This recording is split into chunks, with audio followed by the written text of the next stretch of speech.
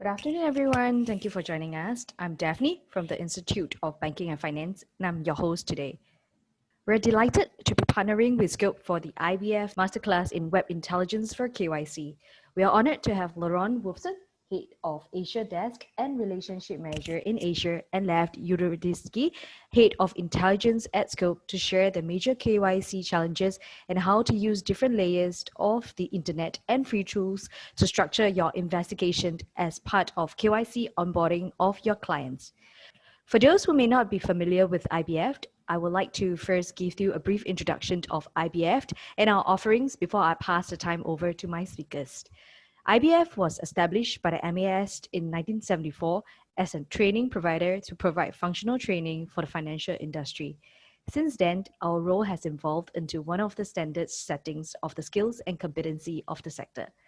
We also took on career advisory services, and since 16 October this year, we are officially appointed as the Jobs Development Partners by the National Jobs Council to proactively work with firms to focus on supporting workers who are in job roles that are transformed due to the wider adoption of technology in financial services.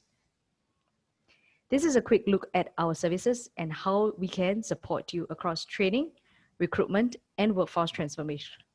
You can find out more about our services and connect with us on any of these areas via our website. The COVID-19 pandemic has devastated global markets, and we are seeing a period of huge economic contraction. However, this is also an opportunity for companies to train and prepare your employees so that we are ready to accelerate growth when we emerge from this downturn. The MAS and IBF are here to support the industry. You may wish to tap on the enhanced training support, which is part of MAS support package to sustain and strengthen capabilities in the financial services and fintech sectors amid the current economic downturn. The aim of the enhanced training support is to encourage more training and prepare for accelerated growth when the threat of COVID-19 recedes and more economies open again. For the rest of this year, we have raised training funding support to 95% for all FTS and STS programs, subject to the prevailing grant caps. The funding quantum will be reduced to 90% next year before going down to pre-crisis level in 2022. Hence, this is really a good time to look into your own personal upskilling needs. You can find out more details on the enhanced training support on our website. You can also find eligible training programs on the IBF Program Finder on our website. IBF will further supplement the commercial trainings available with our free webinars during this period to support the training needs of the industry. In addition, you can also tap on Learn at IBF Learning app for bite-sized learning at your own leisure. With that, I've come to the end of my quick presentation, and I'll hand over the time to our first speaker, Mr. Lev Yuriditsky, Head of Asia Desk and Relationship Manager in Asia at Sqope, who will provide a brief introduction of the organization before passing the mic to our final speaker of today, Mr. Lev Yuriditsky, Head of Intelligence at Sqope. Please be reminded to post your questions to our speakers using the Q&A function found in the utility bar of your Zoom interface. For those who have dialed in via phone, we will have to request for you to send in your questions via email to us at events@ibf.org.sg, and we'll address your questions after this session. Thank you. Over to you, Lev. Thank you, Daphne, and hello to everyone, all IBF members and non-members here with us today. I'm very happy to introduce this exciting masterclass that we have with our Head of Intelligence, Mr. Lev Yuriditsky. We're at Sqope. We're very, very happy to be here because as a member of the finance industry ecosystem, we are delighted to impart our knowledge and our expertise to you guys as part of our corporate social responsibility program, which is dedicated to help members of the finance industry to have the ability and tools to be complied and regulated in these days. A few words about Sqope before we start, and I'll hand over for Lev. We're a Luxembourg-based risk consultancy firm. We were founded in 2010 following the 2008 financial disorder that happened across the globe and the rise for new regulations and new compliance needs in the finance industry. So basically, we're at Sqope. We help the finance industry with AML and KYC and other anti-corruption regulation. We do that with our dedicated team where I have a lot of specialists from diverse fields as law, economics, intelligence. And we do that with our dedicated tools, which you'll see it here. This is what we come here to help you guys have you being able to take these tools and apply them in your daily work and routine. So as we said, we're from Luxembourg. We have offices also in Switzerland, Israel, Singapore soon, and we're working with basically leading financial institutes across the globe, Europe, MENA, Asia, America, the works. So this is a brief description about Sqope and our corporate social responsibility program. And, with no further ado, I want to hand this masterclass to our head of intelligence, Mr. Lev Yuriditsky. So enjoy, and hopefully we'll see you soon. Thank you, Yaron. I appreciate that. Thank you, everyone, and thank you to IBF Singapore for hosting us. Like Yaron said, my name is Lev Yuriditsky, and I'm really excited to be here. I really enjoy doing these sessions. It's part of our culture at Sqope. We provide this as part of our corporate responsibility program, and it's something that I'm personally very happy to be involved in and share my experience from my background in intelligence, and hopefully impart some useful tools and strategies for you. Before I get into the agenda, I think it's good for to know a bit about the background of the person, the face that you're seeing in front of your screen. And so I was born in Russia when it was still the Soviet Union, so you can figure out my age from that. And I spent most of my life in the US. At this point, I've been in Israel for the past about 10 years, so almost a third of my life here. And most of my professional background has been in the intelligence world, intelligence and geopolitics, with everything from geopolitics to geopolitical intelligence and terror monitoring and terror profiling and conflict tracking and predictive analytics and things of that nature. And I've been working at Sqope for the entire pandemic and basically most of 2020 as the head of intelligence. But I also have a background prior to that in financial intelligence, but also prior to joining Sqope, I was with the United Nations for about 2.5 years, which provided me another angle of intelligence work, which is very interesting. So I say this not just to share who I am, but also just to understand that the context of this presentation is not just what we do at Sqope. It is what we use at Sqope. It is what helps us be successful and what helps us do our due diligence work to a very high level.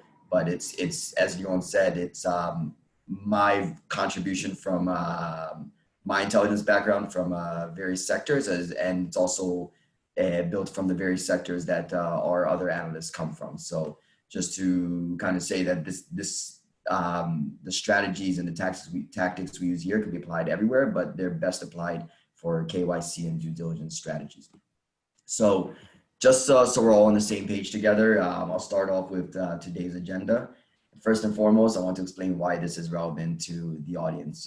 So we'll talk a bit about the needs and challenges of Singapore when it comes to KYC and due diligence.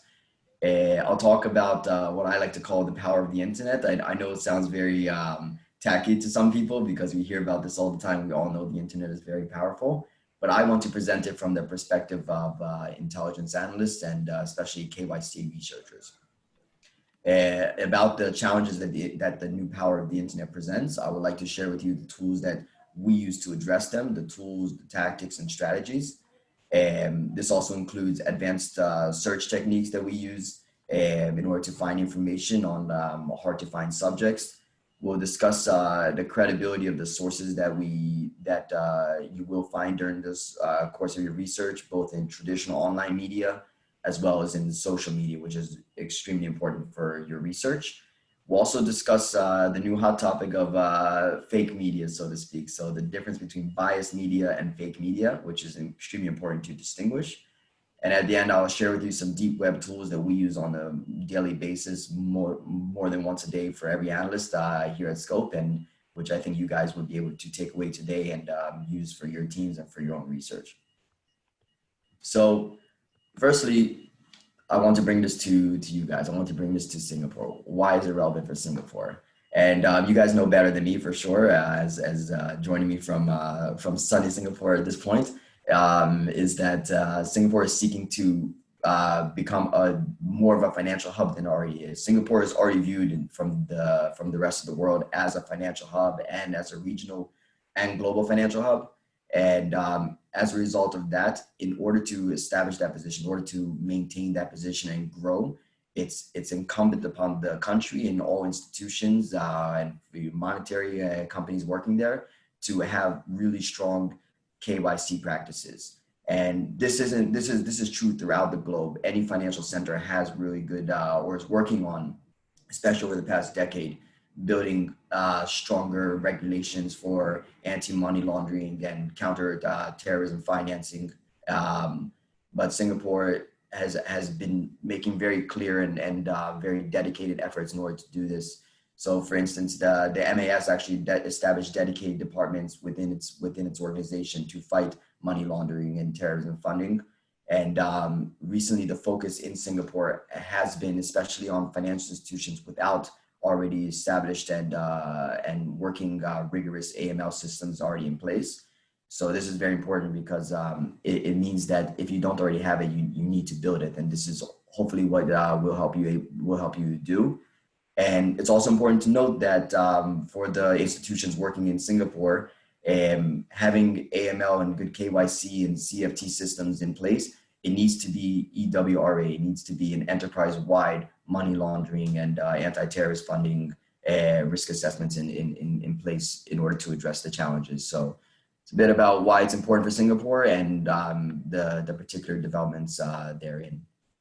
So when I discussed earlier about the power of the internet, let's bring it to the focus of our discussion about intelligence and the internet. So firstly, I want to say that intelligence is changing as a result of the internet, and it's especially been changing over the past 10 years.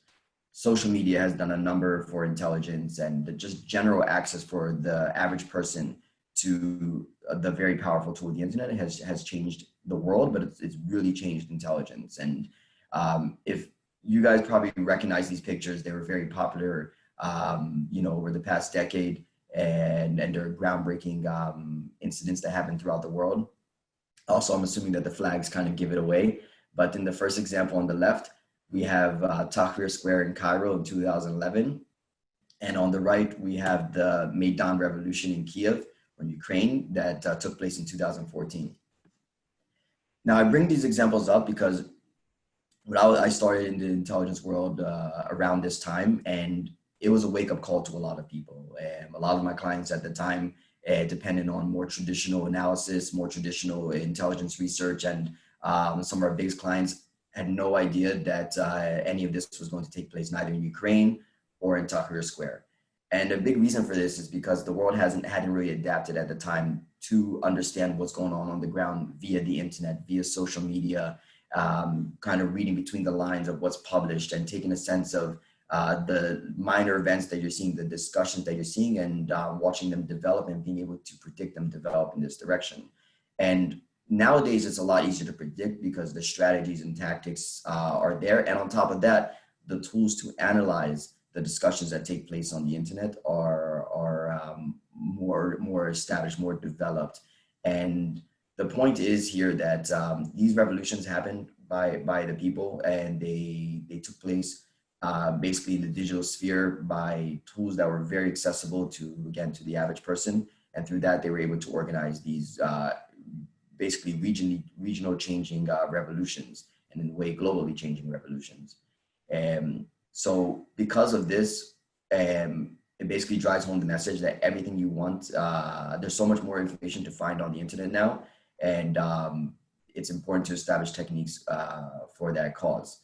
And I bring the example at the bottom up as well. This was a very minor and petty hack on the US Central Command. It was by the Islamic State in Iraq and Syria many years ago. But the interesting thing was, again, it was a petty attack, but it was by essentially a nobody, someone on social media who was a supporter of ISIS and wanted to make a point and basically do a minor intimidation tactic on the US and get into the psyche of them. And again, the point is this was all done on the internet. So if they can do this on the internet, you can find people doing these kind of things on the internet.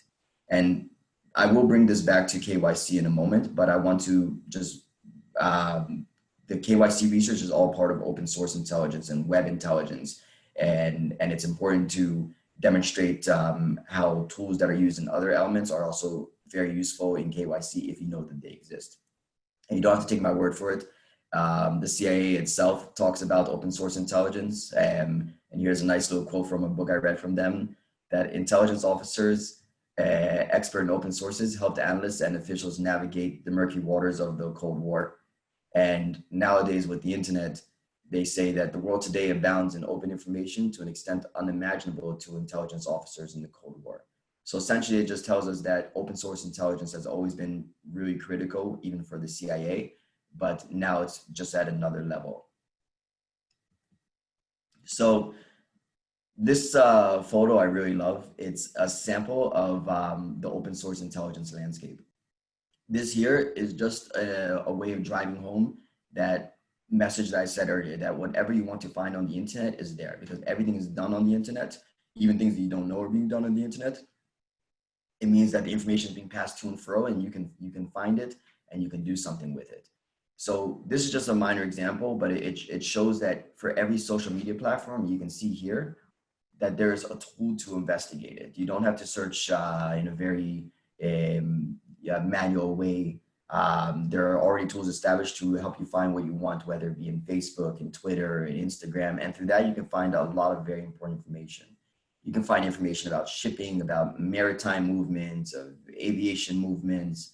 You can find webcams in different places. You can take data from photos to understand when it was taken, where it was taken. There's a lot of information to be found out there, and this is just a small sample. I don't recommend that you need to know every single one of these, but you need to know that anything you want to find, and I'm going to say this over and over again throughout the presentation, anything you want to find is out there. You just need to know which tool to search for. If it's impossible to know all the tools, it just takes a lot of experience and curiosity. So I'm going to give you two small examples because I find them extremely fascinating and they really drive the message home. So the first one is very interesting. If you look at this photo here, it looks like a galaxy. But actually, this is something that any of you can do with the right tools, and it's free, it's publicly available. This is basically demonstrating links between different tweets on Twitter. So it's showing who made a message, who sent a message on Twitter, who shared it, who retweeted it, what was the interaction with that message. So it's really interesting to look at, and from this you can find a lot of information, and especially you can determine disinformation campaigns. And the way to do that is you look for something that seems a bit unusual. For instance, here, it's hard to see. If you magnify, you can tell that there is a different shape with this sphere of tweets than there are in the other nodes or between the other nodes. So the analysts actually looked further into this to see, okay, who are the accounts responsible for these interactions? And through that, they saw this network of tweets, and it felt like there was a concerted effort to share amongst each other and to spread a certain message. So they took one of the accounts from here, the one that says @InfoWestPal, to see, they looked at various accounts here to see who was behind them. So in this case, they took one of the tweets and they found this gentleman. Seems like a very ordinary person, innocent, nothing nefarious here. But they took that photo and used various tools that I will show you later to establish the fact that it was actually a fake account, because it's a stock photo that you can find that exact same face in various different advertisements with different clothes on and different backgrounds. It's just a stock photo. So it's very clear that this was actually an Indonesian or other sort of disinformation campaign against West Papua. So this is what I like to call big data web intelligence. You take a lot of information and you find a way to magnify into it and get what you're looking for through it. Another smaller example, or not smaller, but a more micro example rather than using big data. The analyst here took a video from the Syrian Arab News Agency and wanted to make a point, or wanted to determine whether the officers here, these are high-ranking military officers, were there to observe an attack on a hospital, a helicopter attack on a hospital. So through the video, they did a few things here. They saw this these images here, and they knew the general area where the officers were because it was stated in the video. And through things that you might not even pay attention to, this concrete barrier, this mound, this curve in the road, they determined exactly where those officers were standing by identifying those very elements. And afterwards, they used a program that a lot of people don't know exists, but you can actually determine where the shadows are facing at any given time of day in any place. So they did that to decide which direction they were facing here. And through that, they can tell which direction the officers were looking. And they also zoomed in on this officer's watch. You can't see it here, but they actually cleared up the image to demonstrate that at the time of the attack on the hospital, that's exactly the time the officer was in the video. And based on those shadows and based on the location, they were facing the site that was attacked. So you can do this all through open source intelligence. It's all free. It's all accessible to any member of the general public. And again, it's just to drive the message home about what you can do with web intelligence and open source intelligence. So these tools you may use in the course of your work, you may not, but I think it's important to understand the breadth and depth of web intelligence. And let me take you back to KYC at this point. Let me take you back to the work that we do and that a lot of you guys are familiar with. And let's talk about how we start our research. Now, there's various ways. We don't always start with Google, but Google, as basic and accessible as a tool as it is critical for our work. It's critical for our research, and it's critical for research I've done throughout my life. The important thing is to know how to manipulate Google to give you the results that you want. Not fabricated results, I don't mean that, but I mean results that it's basically taking you to the right place and what you're looking for. Because there's a very big difference between what Google wants versus what you want. So Google, for various business-oriented reasons, they show you what they think you want to see. They guide your hand in a way. And this is based on various parameters. It's based on your previous searches, your location, your friends' searches, your searches in places outside of Google that are connected to Google or share the information with Google. So Google knows, okay, yeah, Lev is looking for a new jacket. So he looked for this on Facebook, and now we know that on Google, if he types in a certain word, he might be interested in a new jacket, just as an example. But there's ways around this, and it's important, especially when you're perhaps using the same computer for personal life and professional life, or if you're doing research on different subjects in different jurisdictions, and you need to make sure that this search focuses on the jurisdiction you're currently interested in. You need to know how to Google dork. We can call it Boolean searches. Other people call it Google dorking. It's whichever you want, but both mean the same thing. It basically means manipulating Google. So this is the way that these are just some of the ways you can do it. If you type in Google dorking into Google or Boolean searches, you'll find many more. There's a massive list of it, and I highly recommend practicing just to get familiar with it. Or as a lot of our analysts do, they actually have like printed versions of this open of longer lists, so they know all the options and they check that way. And for instance, if you're researching a subject with a very popular name, which naturally happens a lot, you can narrow down the search in various ways, just by using quotes, using ands or asterisks. In this case, for instance, we were looking for a subject named John Smith, but we didn't want to find every single John Smith. So we wanted to narrow it down and find those who were named John Adam Smith. And, obviously there will still be a lot of John Adam Smiths, but it still narrows down the search. And this is the first step. Perhaps you don't know the subject's middle name. Let's say you want to find a John Smith, but you also want to find John Smiths that are written in an article and have a middle name in it, just because you don't want to rule out when someone uses the gentleman's full name or just John Smith. So you can put an asterisk in there, especially if you don't know the middle name, and that will find you John, any other word in between, and Smith. You can do similar things with John around to Smith, which will find you any article that has John and Smith within around 2 words of each other. You can also do John Smith minus Adam. So you want to make sure you find John Smith without the word Adam mentioned in it. I'll demonstrate to you why that's effective and why it's extremely helpful.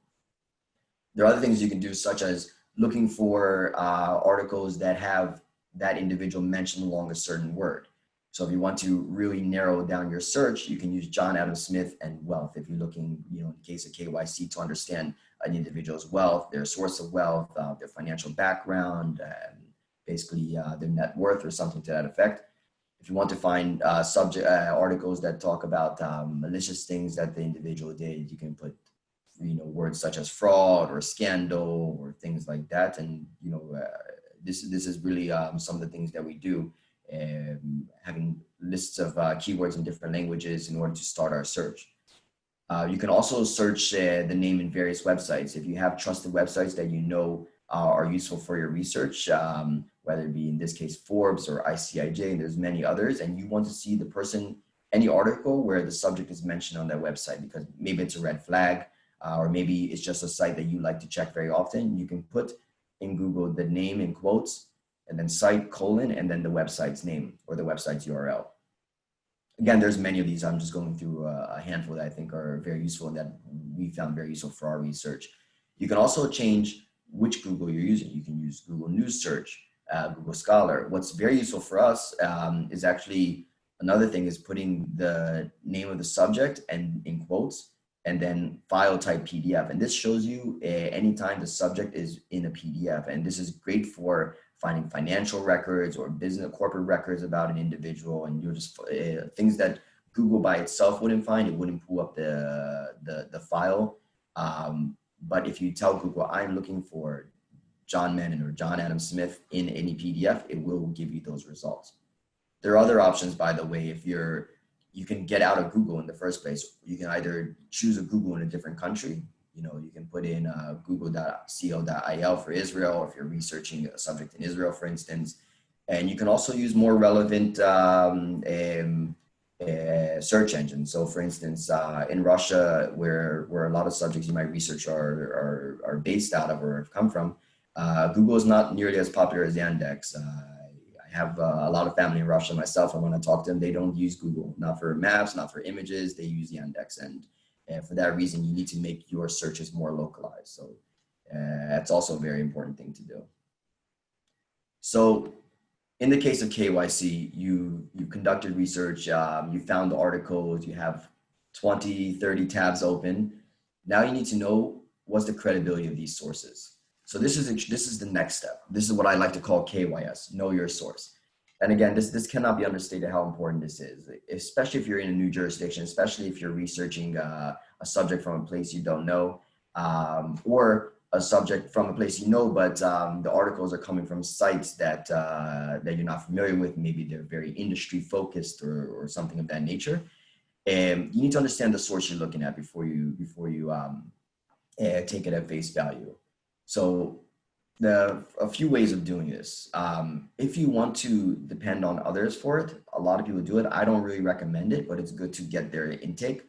You can actually go to a site that does media bias and fact checks, as you see here, and you can put in the site's name, and it'll actually rank for you the credibility of the site. So in this case, RT.com was ranked as having very low factual reporting, and it was considered as leaning a bit right of center. Another option you can do, and this brings us back to Google Dorking or Boolean searches. Let's say you found an article from commerçant.ru. You don't know anything about them. You don't know how they're viewed in Russia or anywhere else. So you want to see how other papers describe them, which is a very good tool. You can actually put Commerçant in quotes, put a site that you do trust, for instance, Commerçant site, WashingtonPost.com. Now this is just tying things together. I put -fired here, and there's a reason for that, because Washington Post is a source that is interesting to see. They're not, no source is fully unbiased, but they do have pretty neutral reporting. So I wanted to see how WashingtonPost.com described Commerçant. But most of the time, when Washington Post was talking about Commerçant, they were discussing an editor that was fired. So I removed that word because I didn't want to see any article like this. Another option could have been just to reduce the, to specify the dates to make it prior to the articles about that person being fired. But in result, you'll find articles that discuss Commerçant, and you can see here, they'll just say the article in Commerçant based on accounts, so on and so forth. But a lot of times you'll find them saying Commerçant, a pro-Putin site, or Commerçant, a far left site or opposition site or something like that. This is a good start. But what I recommend, and this is more of a strategic approach, is to determine for yourself the credibility of the site. Be very open-minded and curious, and pay attention to the language you're reading. Do the articles sound like they come with opinions? Do they use a lot of unnecessary adjectives and descriptive details about a given individual that you feel are just superfluous? You know, when they talk about the leader in Europe, do they call them authoritarian? Do they call them dictatorial? Things like that. Be it true or not, it's important to understand that they have a leaning. Do the articles sound outlandish? A lot of articles that sound very impassionate and emotional, a lot of times that means that they have a leaning and they're not producing neutral journalistic work. I'll also check the other stories on the site, and this is very important.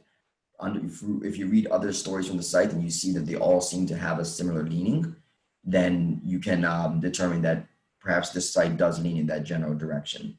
So it's important to know if you're going to be spending your time reading or taking information from a source, you need to make sure that it's credible. You want to make sure that you know, whichever manager comes to you and questions your report and you provide them with the source, that you can justify why you used it. Or if you want to deliver the information to your clients and you share information found somewhere, that you can share with them the level of credibility of that source. Or you can describe the source accurately in your reports. And it's very important to have that level of transparency and give that further information for whether it be your clients or your internal departments. So what we just did there is for traditional online media, but it's important to know that KYS is just as applicable and at least as important, depending on your subject, in social media. The place I'll focus on for social media, though, is going to be Twitter, because Twitter is really a place where you can get a lot of information, especially reputational related information, which is extremely important for our work. We deal with a lot of ultra high net worth individuals, and our clients, for instance, really want to understand the reputational risk that they take when they onboard someone. So you can find a lot of information on, especially on the high net worth individuals and high profile individuals on Twitter, and also not very high profile individuals, but especially for those. So you'll find information about a given individual, you'll find tweets about them, and you want to understand the credibility of the source. Now, a lot of people, a lot of courses will tell you that one of the first things to do is check how many followers does this account have, and if they have that certification from Twitter, the blue check mark that you see here. Now, the thing is, it's a very, I would say, inadequate way of assessing an account. The question should not be how many followers do they have and what is the benchmark for this, hundreds of thousands, tens of thousands. The question is how many should they have? What makes sense? So in this case, we have an individual who's a whistleblower from Saudi Arabia who shared a lot of very valuable information about the country and about politicians therein. And this person had 2.1 million followers back in, I believe this was a few years ago. Now, Saudi Arabia is a very important country in the global world, in the global mindset. But what about a country like Malawi? You know, I spent about 4 years researching Africa. When you have a country like Malawi or even Angola, countries that just frankly the rest of the world is not paying so much attention to or is not so interested in, the best sources there, the most credible sources there might just have 3,000 followers. There are other countries where simply social media is not very popular in it. You know, I'm mentioning Africa a lot, but there are also other countries in Europe and Central America where social media is just not the platform that people use to share or receive news. So don't just ask yourself, if you really want to do in-depth research about an individual, don't ask yourself how many followers does the account have, ask does it have the amount that it should.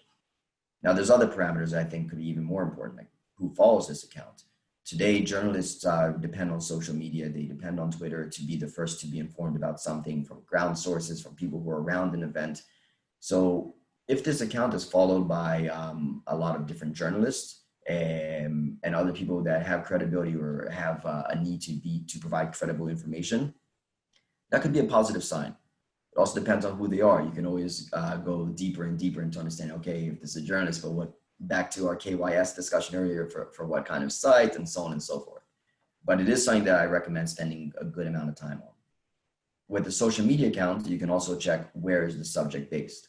Are they based in the place that they're discussing? Are they're talking about the reputation of a Russian subject, for instance, or a Singaporean subject? Are they there even?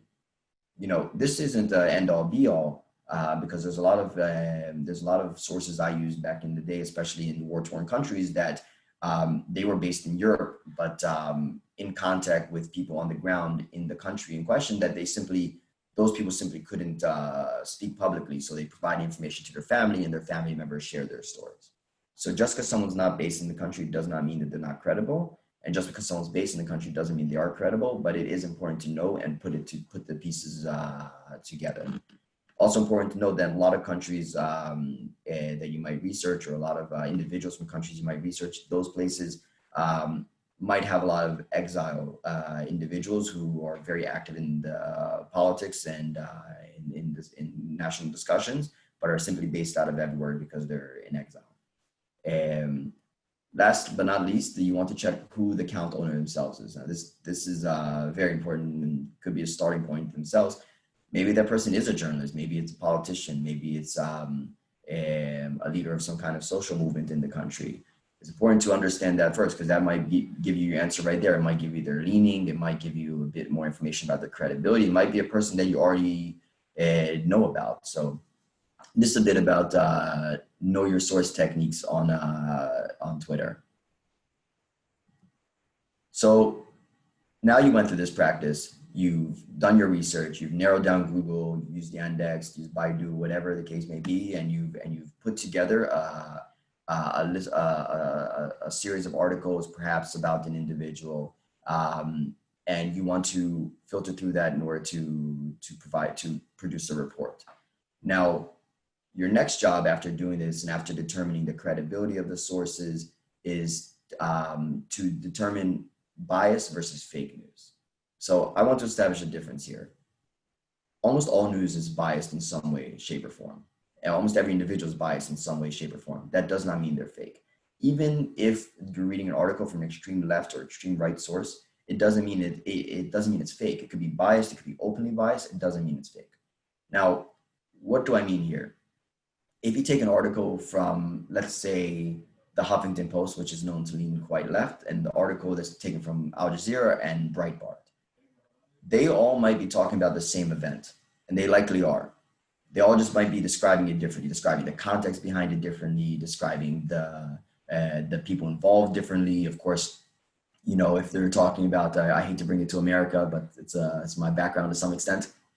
If we're talking about anti-Trump protests in the US, one article might call individuals peaceful protesters who were attacked by police. Another article might call them communist revolutionaries if you're reading Breitbart. But regardless of that extreme bias, you can find out a fact there. There was a protest. It did happen at this time. It did happen at this location, and people were arrested. The rest is just opinions. They might be important, but you should establish those on your own. But the facts is you can obtain from various places. So firstly, to find out if the event actually happened, which it likely did, find similar stories elsewhere. Type into Google, look for certain news sources. You know, if you found something on the Huffington Post, do one of those Google dorking techniques I presented earlier and find a similar subject described in Breitbart, in Bloomberg, wherever the case may be. Are they also talking about this event? So basically find similar stories elsewhere and now compare the articles and find out what is consistent. Another thing I would recommend doing to get to the bottom of things is read the comments in the articles. I know it sounds weird because a lot of times comments are just by angry people on the internet who wouldn't say these things out loud, but so it's a lot of chaos going on there. But at the same time, I can assure you that I found a lot of very interesting and informative information in the comments. that you should write down, take note of as a lead, and use that to further your research, to deepen your research. Also really important is checking social media. And social media is basically the world's comment section. So once you're reading about a given event, or, you know, in the case of KYC, a lot of times this might have to do with lawsuits. It might have to do with something that someone took place in, or was involved in. A lot of this might be discussed, especially with high profile individuals, on social media. So go onto social media and see how people are describing it. And from there, you can definitely filter through the noise in order to get to the key facts. So now you've gathered all the information, you've established the facts. This is very good. It's an important start, but now you need to understand that facts mean very little without context. You need to ask why they're happening. So articles, like I said, they're the biased ones would share with you their own opinions. They would tell you why they think an event happened. They would give their own biased information. This is where bias comes from. You need to do the next step on your own and build the context to collecting your own facts. Find out the real events that happen. Go to official sources, go through historical documents, go through academic articles at times, and just try to understand why an event is happening. Has it happened before? Is it part of a bigger trend, local trend, a global trend? You know, put it into perspective. And in general, just be very curious and take nothing that you see at face value. So I want to talk about the deep web a bit, and I'll show you some tools that we use that are part of the deep web that are accessible to everyone. But I first want to tell you about what is the deep web.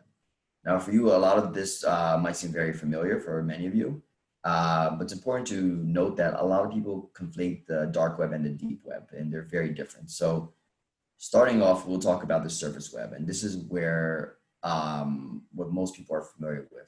Basically, in the simplest way of describing it, the surface web is anything that you can find through Googling. If you can put into Google and Google will give you the result, that result is in the surface web. It's not 100% like this, it's just the simplest description. But it's anything that Google indexes. The best way to know it. It's the things you can just search and find. That's the surface web. That accounts for approximately 4 to 6% of the internet, but about 90% of the internet is in the deep web. Now, the deep web you're using every day and you might not even notice. The deep web is, you know, the interaction between the person who, if you order something online, the message that gets sent between the purchaser or the store and the provider in a different country, with the logistician and the how do you call it, the deliverer. This is all taking place on the deep web. You can't search this information, but it exists and it's shared through the internet. It all exists through the deep web. Even interactions between devices are on the deep web. Academic articles, legal documents, government records, you know, financial records, scientific reports. This is all on the deep web, and I'm sure you've read them a lot. I'm sure you've used them a lot. We definitely use them, you know, as a major portion of our research. It's all in the deep web. The dark web, we personally don't use. There are other companies that use it. I don't think it's very valuable for KYC research, not for the type of individuals we're researching. It's where a lot of nefarious actions happen. It's where drugs can be traded. It's where illegal information is shared. Credit cards, stolen credit card details are shared. Individuals are sold. Weapons are sold. It's a dark web is there. It's not everything is malicious there or nefarious. It's just a place where people want their identity hidden as they search for things. So some people use that because they're just big on anonymity. Other people use it because they use that anonymity in order to conceal their identity while doing something illegal. So I want to give you an example of a very useful deep web tool that we actually use very regularly in almost all of our research, and it's called the Wayback Machine, or the Internet Archive. If you put in internetarchive.com, I believe it is, then you'll find it. I just have it saved in my bookmarks because it's that useful. So what you see here is what happens when you put CNN.com into the Wayback Machine. And I'll give you another example in a moment, but just to, it's a good example because there's a lot of results. So here in this black bar, you will see all the periods of a year where the Wayback Machine took an archive of a site. It's not a screenshot, it's an active site where you can click on links and use it just as a normal website. And all these bubbles, if you hover your mouse over them, they will present you with timestamps. So essentially on January 3rd in 2012, there might be about 10 snapshots of CNN.com, which you can go to and see articles that were published back then. It's a great tool. We use it because we want to dig back into someone's life a bit. We want to see sites of companies that they were involved in and see how maybe he or she was described there. We used it, I remember not long ago, there was an individual who worked for a sanctioned company, and we wanted to determine when did this person stop working for that company. And it was, you know, we can look on LinkedIn, for instance, but that is generated by the person themselves. So if you go into Wayback Machine, put in the company's name, the company's URL, we can see that the person was removed from that company's site prior to the sanctions against that company being initiated. So we were able to establish that, and our client was able to onboard this person because they were not sanctioned. There's many ways of using this. You know, this day and age, it's used in tracking disinformation and things of that nature by using it on social media, because you can also see if someone did or did not say something on social media in the past. You know, if someone wants to clean up their act later, so to speak, to become a politician, you can check that way. But we use it differently and very regularly. And just as an example of how it can be used, I want to show you the site, the Straits Times from yesterday. I looked at this December 2nd. So that's how the site looked, very relevant to today. And just as a small example, just to demonstrate how every site, almost every site is archived on the Wayback Machine. This was from about 7 years ago, if I'm not mistaken. The exact same site, just naturally different articles for a different time period. So it's a very useful and something that we use in almost all of our research in one way, shape, or form. So it's good to know it exists.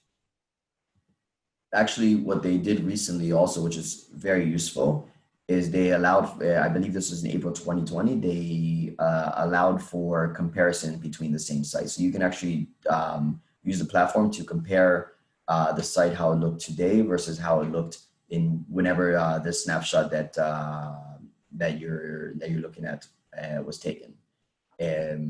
So it's very useful for that. It makes it a lot easier. You don't have to have two screens open. You can just see it here, and it highlights the information for you. It highlights the changes for you. It highlights what was added and what was redacted. So it's super important. Another tool that we use in our KYC is reverse image search. And there's various tools for reverse image search. There's Google. Yandex has an incredible Google reverse image search technology, and you can use whichever one. You can find others, but Google is a good one to start with. So how do we use it for KYC? In this case, we were investigating a potential client of one of our clients, and we looked at their website. And you'll understand why momentarily, but we had reason to believe that it was a website with pictures that didn't belong to the company. And essentially, we took some pictures and we put them in reverse image search to determine where they actually came from. So for instance, this picture of various tanks in the desert, when you put into reverse image search, you'll find that they were actually taken from Shutterstock. It's the exact same photo. They purchased it or screenshotted it somehow and put it on their website. They Photoshopped their logo over it, and it makes it appear as if they own this infrastructure. Now, I should tell you, it's important to note that this is a red flag. This requires further research. In and of itself, it does not mean that the company does not exist, and it definitely does not mean that the company does not have the infrastructure. Simply put, some companies just didn't take the time to get a photographer out to this area. There's some companies in very high risk areas where it's hard to get a professional photographer to, or they simply want to begin their marketing campaign and they decided, you know what, our site doesn't look so nice. We have these tanks, maybe they're a bit dirty. Let's get some clean looking ones. It still gives the right impression. It still establishes a point that we do have this infrastructure. but it's not ours. It's illustrative, and that's totally fine.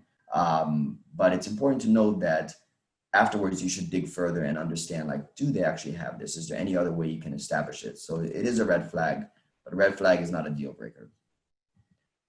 So we actually looked at this site in particular. This is the same one from Petroplus overseas. And because their video that they placed on their website, it struck us as odd because it clearly looks like a video game, and it was. This is all CGI. It's not real photos, not real video, and we felt that was suspicious. So that's what triggered us to do the reverse image searches.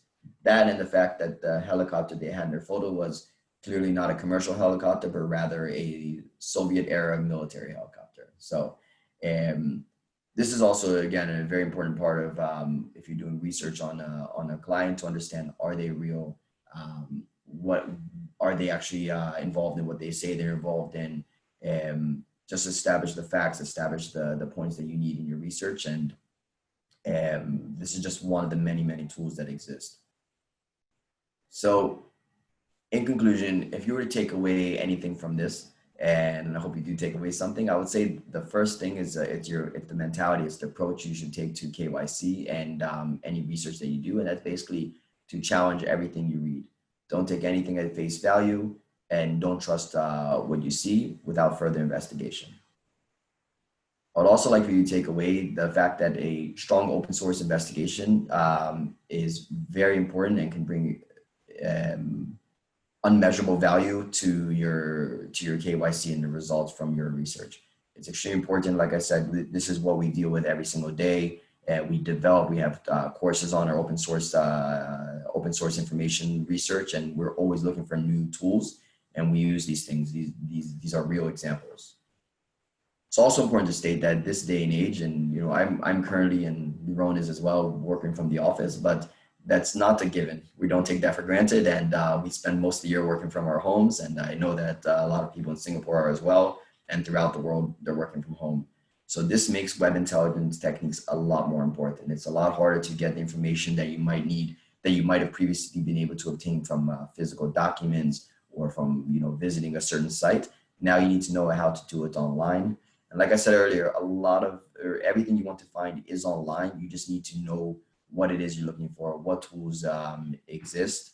And you can take days-long courses on this. I have in the past. I've taken 3-day-long, 5-day-long courses on open source intelligence investigations, and it's endless. But I think the most important thing from my experience is not necessarily the tools themselves. It's the mentality. It's the curiosity. It's that thirst to put the pieces of the puzzle together. And through that, I think you can really improve your research already. So with that, I hope I brought value to you guys. And if you have any questions, I'm happy to answer any and everything that may be on your mind. Questions were asked about private accounts of social media. There are tools that you could hover around a private account and detect their activity, right?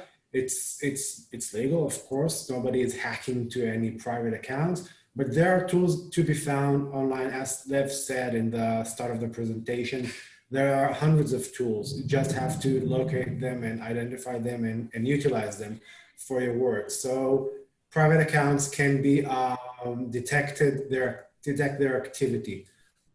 So that's regarding that question.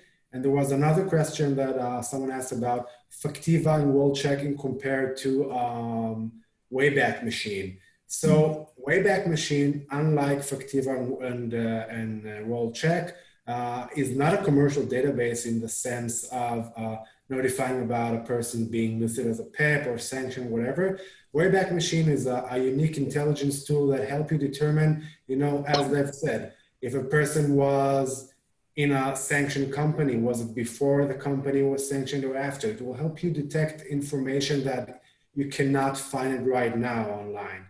You have to go back in time and see how and what was it back then. So that is the purpose of the Wayback Machine. I want to thank the IBF and Daphne and all the participants here today for being with us in this amazing masterclass. And hopefully, we'll see you in 2021 in another masterclass with Lev. So thank you very much.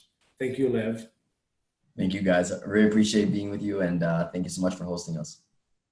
Thank you, Lev, for the wonderful sharing, and of course, Laurent, for answering some of the questions. Okay, so for the rest of the guys, okay, your certificate of attendance will be sent to your registered email within the next 5 working days. You may also stay connected with IBF via LinkedIn or via our website. Till next time, goodbye.